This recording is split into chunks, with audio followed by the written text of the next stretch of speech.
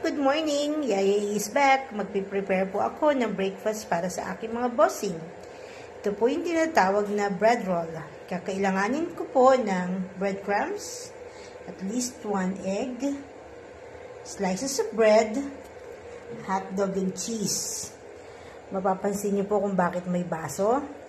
Tips lang po ito para sa mga mamis or ate na gustong gumawa pero wala silang rolling pin. Pwede po ang baso, ipang-roll ninyo sa bread.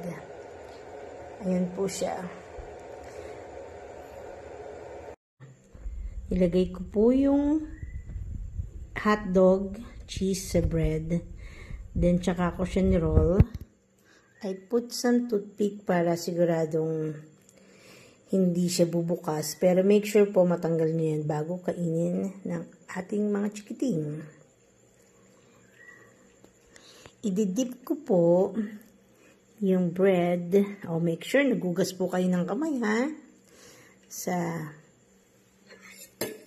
beaten egg. Ayan po siya.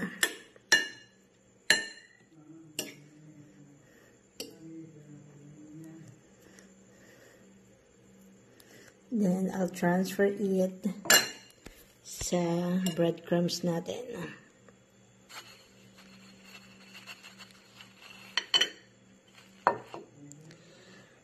Then, ready na po siya for frying.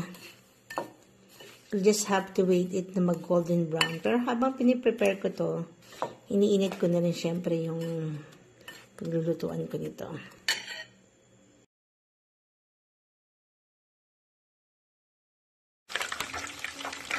Ayan na yung ating bread roll. Tiglit ko na siya sa kabilang side kasi nag-golden brown na yung isang side. Siyempre, mas maganda kung mas maraming mantika. Mas maganda pag mas deep fry.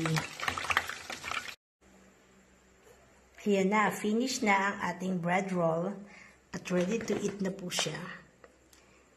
Try nyo rin at tsak mag-i-enjoy ang mga bata. Thank you!